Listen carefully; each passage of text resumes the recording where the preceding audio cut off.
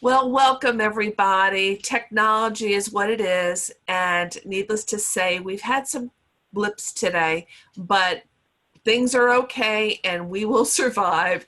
So basically, here we are with part two. This is the second time Kara and I have recorded this, but as we were joking, the talk is on stress, managing stress and anxiety. So we've done a run through, a dress rehearsal, if you will, right, Kara? Absolutely, yes. So we're going to be talking about how and tips. And Kara has a lot of great insights as a therapist, as a clinical social worker. Kara, I'm going to give it over to you. And as you know, I may interrupt a little bit because when you start sharing something I get excited about, I can't hmm refrain from jumping in. Oh, please do. I think it's great for you to chime in and give some input as you feel you would like to. So, yes, as Gail mentioned, this is part two. The first segment started with, you know, signs of stress, signs of anxiety, signs of depression, taking, you know, care of yourself a little bit was a part of that. And then this second session is going to really focus on your self-care. So we're going to focus on what you can do to support yourself, taking time to take good care of yourself during a challenging time such as we're in. So one of the key points I want to you to take away from is self-care is not selfish. So just remember that little mantra, if you will. Self-care is not selfish. So first of all, I want you to think about keeping things in perspective during this time in our life when we have a lot of input with news and radio and social media. Keep perspective on that input. So set limits on how much time you spend reading or watching the news. Set limits on how much time you spend in front of your computer, scrolling through social media. Set limits on the things that you can control. So focus on the things in your life that are going well and what you can control, especially when some things in our life feel out of control at this time. Also, kind of keep in mind that to get accurate health facts, there's a lot of information being floated out there, especially on the internet. So I would encourage you to get accurate health information from your family doctor, your local or state health department, or any other reputable source. Some of the sources I used for this presentation included the CDC and SAMHSA, SAMHSA, which is the Substance Abuse and Mental Health Services Administration. So they have some really great tips. Keep yourself healthy, really important for your immune system and to fight any sort of illness and so forth. To keep yourself healthy by eating healthy food, drinking plenty of water, getting enough rest and sleep, exercising, avoiding large amounts of caffeine, and certainly avoiding alcohol and other drugs. Use practical ways to relax. So sometimes it feels really hard to relax, and we think, oh, we need to do this 1 hour guided meditation or, you know, some kind of long, rigorous relaxation technique to relax. But we don't. It could be as simple as taking a few deep breaths. Relaxing your body often by doing things that work for you, okay? So sometimes what might work for me may not work for Gail, may not work for the next person. So find something that works well for you. So taking deep breaths, stretching, meditating, engaging in hobbies you enjoy, praying, taking a bath, walking or hiking, reading, listening to music, talking about your feelings with people that are trusted, confidants, your loved ones, and pacing yourself between stressful activities and fun things. That's really important sometimes in order to help ourselves to relax, is by pacing ourselves.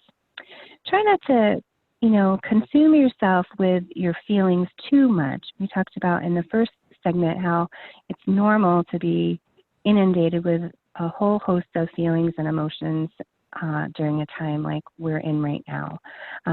So So try not to punish yourself if you're feeling guilty in any way. And what does that mean? Well, it just means we're being human, right? When we have feelings.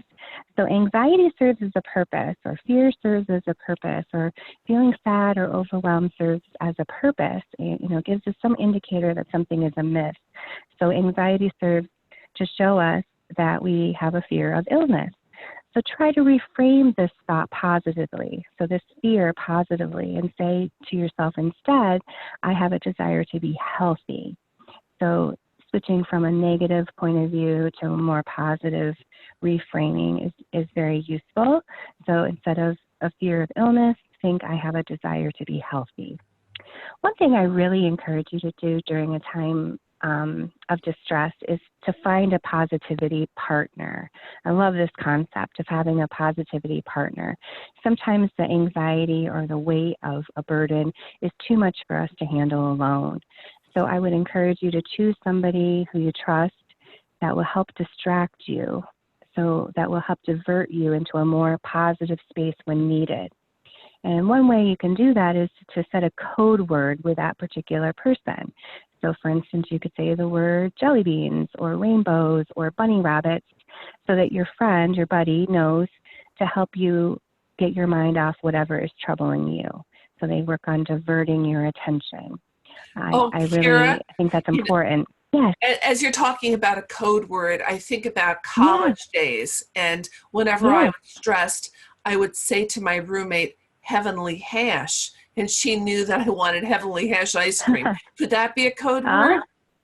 Absolutely. Whatever might work for you guys. That's definitely a code word. Let's go get some ice cream and have a stress management break, right? That's Exactly. awesome. I love it. That's such a great example. Did you notice how my code words were somehow around Easter time? Jelly beans, bunny rabbits. Yes. So anyways, I already stated this, but I think it's important to repeat because it's so important to limit your exposure to media, including social media.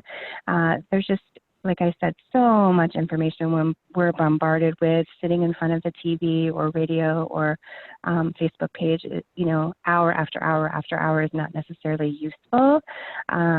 So I would encourage you to limit that exposure as best as you can. But whenever you see something that upsets you, choose a calm word that will deflect your thinking and take you down another path. So you pick your calm word and think, what is calming to you? A calm word, a calm phrase could also be a happy thought or a happy memory. I often say to clients in my office, think of your happy place. So use words that make you happy or calm. Tap into memories maybe from a past trip or something that was really happy for you, or maybe think about planning something in the future that you can look forward to in the future, like planning a trip to Disney World. So you could go ahead and think about ways that you could get information together and then visualize the trip and kind of look forward to a positive getaway spot in the future. So thinking about calm words, happy memories, can also be really helpful when you see something upsetting. So visualizing something more positive or a happy place in your life. I love nature.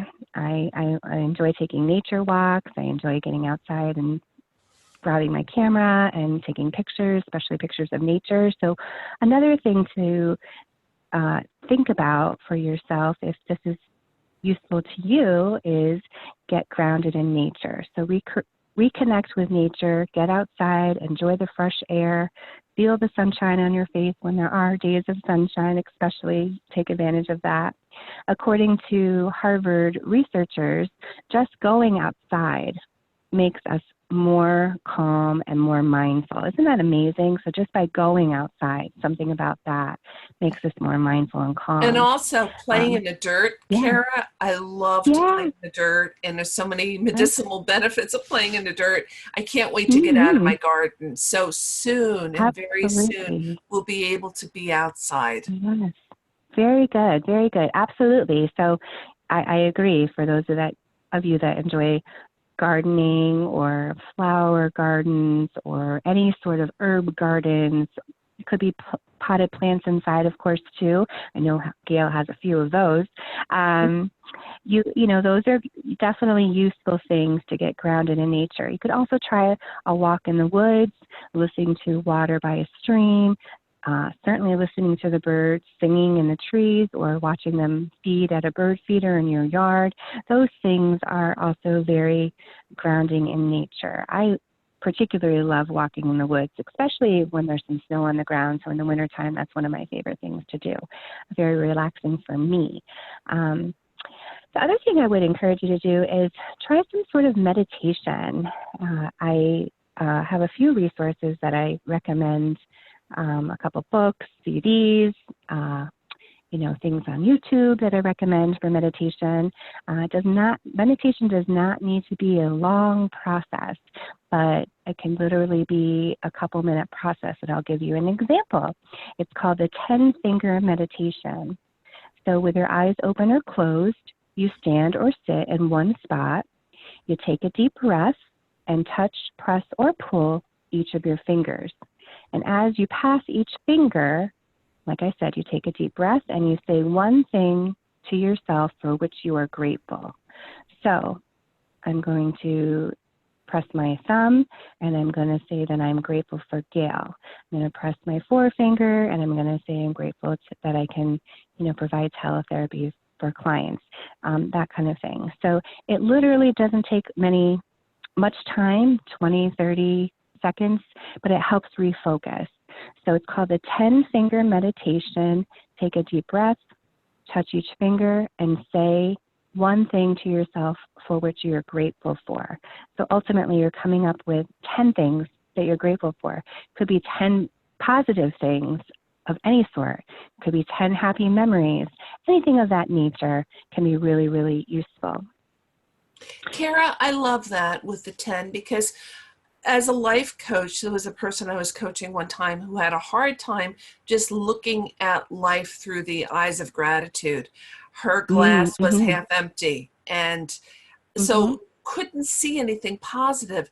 And as I worked with her, Mm-hmm. she started to see more and more. So to really challenge ourselves to push and find 10 things, before you know it, those 10 are going to become 20 and 30, and it's going Mm-hmm. to be so Yes. much easier to have a real attitude of gratitude throughout the whole Mm-hmm. entire day. Mm-hmm. Absolutely. Yeah, that attitude of gratitude can really shift our thinking, and just help us refocus on what is most meaningful. So very, very helpful. Another thing that goes along with this type of topic is journaling. So you can do free flow journaling, which is just taking any thought that comes to your mind and writing about it. You could do a journal that's specific to a feeling. So I feel anxious because type thing. You could also use journaling as a gratitude list. So every day write down 3 things you're grateful for and why. You know, that kind of thing is also very, very useful. So utilizing journaling and meditation and practice is helpful. Along with this is focusing on what you can control. So in a time of crisis or in a time where there's, you know, just special needs coming up in our lives, you know, focusing on what we can control versus what we can't is helpful. We control more than what we think, like your breath, your thoughts, your self-talk, your gratitude, your body language, your fitness routine, your healthy eating patterns, your sleep patterns. So do a quick check-in in each of those areas every day if you can. So how are you breathing right now? What are you thinking about? How's your self-talk? What are you grateful for? How's your body language? Are you exercising? Are you eating well? Are you sleeping well? And, you know, see where you can maybe do a little bit better, but also, you know, remember those are all areas plus others that you can control.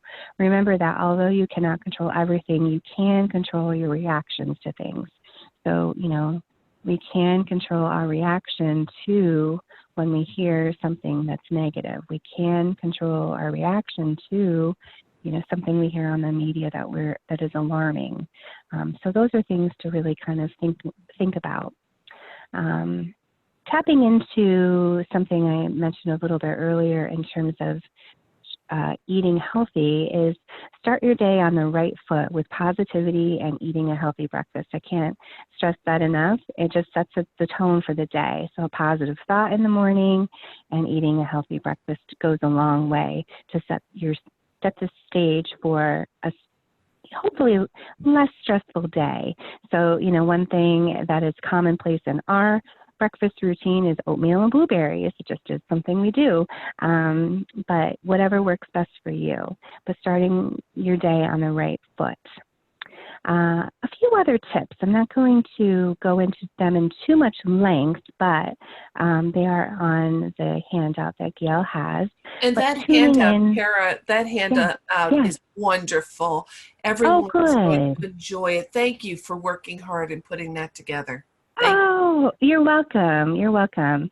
So there's plenty more information, but a couple of things on there is tuning in. Music calms and uplifts us. So listening to your favorite songs, maybe inspirational songs, something that will be uplifting and calming for you. Getting your Z's I have on there, right? Sleep is so restorative. Your body and mind has a hard time functioning well without proper sleep. So really work hard on keeping a normal sleep pattern during this time of crisis.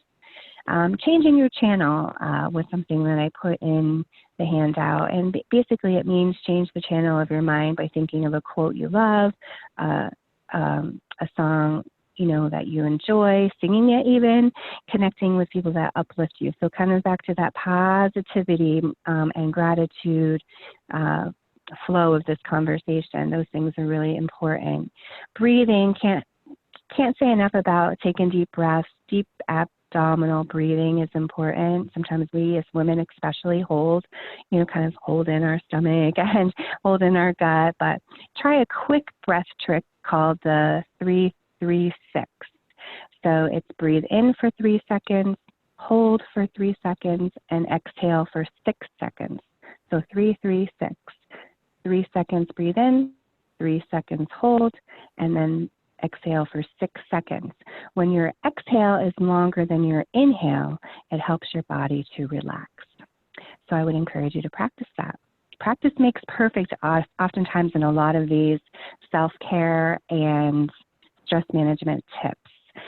Some of these things don't come naturally. If you're trying to do a mindful meditation, it may not come naturally to you. If you're trying to use some humor is a wonderful way to escape hard times, right? Watching a funny YouTube video or a movie, humor is great for the soul, but sometimes it doesn't come naturally for all of us. So I would encourage you to do those things. And one thing I would also encourage you to do is tap into the power of aromatherapy. Did you know that smelling lavender not only reduces anxiety, but also increases mental relaxation? So lavender is a wonderful smell. So many smells are wonderful. They really tap into the memory It's funny centers you in our say that. brain. It's funny you say that, Kara, because one of my dear friends, who is also a speaker on Endless Mountains Empowerment, 21 Days of Virtual Empowerment, she is also into aromatherapy, and she sent me some lavender as we started to work on this program. So I have some lavender in my bathroom. I have some lavender. I think I put it on myself earlier today. And sure enough, we had some technology blips. So yes, I swear by lavender. It is wonderful. I do too. Yes. It does. Yes, there's lots of research around the benefits of lavender helping to support our body and our emotions. So I would encourage you to Google that. And, so diffuse the lavender, bathe in the lavender, put some Epsom salts in, and then put the lavender in the Epsom salts. I have a bottle of lavender here in my office. I'm actually smelling it right now. It's very, it just has a lovely aroma. I wear a diffuser bracelet and put some kind of essential oil on there. So, the power of aromatherapy can be a useful tool as well for times of stress and when you have any kind of, just to support your overall emotional health. So what I want to do is do a quick recap, on a few things, not going into part 1, but just in general part 2. So I guess there's 6 major steps, I guess you could say, to take good care of yourself during a challenging time. And they would be taking care of your body, so eating healthy, exercising regularly, getting plenty of sleep, avoiding caffeine, alcohol, and other drugs.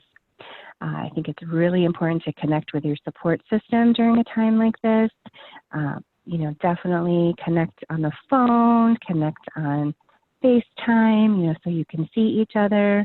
Very important to do that, especially when we're in isolation, or I guess the better name is social distancing, right? But when we're distancing ourselves right now from each other, take breaks.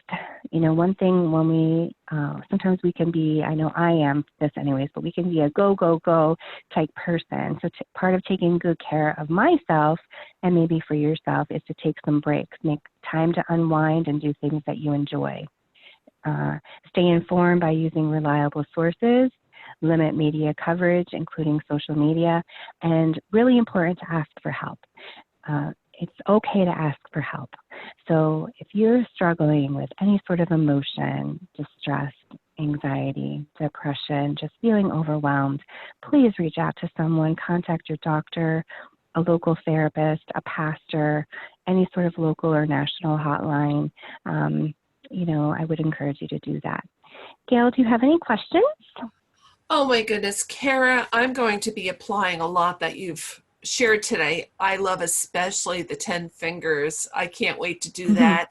I also love Mm-hmm. the visualization. Think of myself in a happy Mm-hmm. place and just Mm-hmm. trying to relax. And there's so much to be said for that. And then when you were talking about the body, what came to me too is proper nutrition is crucial during this time, because Mm-hmm. the more sugar you have, the weaker your immune system Mm-hmm. gets. The more Mm-hmm. nutrients you have, nutrient rich foods, Mm-hmm. the better your body is Mm-hmm. able to fight. So you Absolutely. shared so much here, but I love your handout. I think it will be a wealth of information for everyone.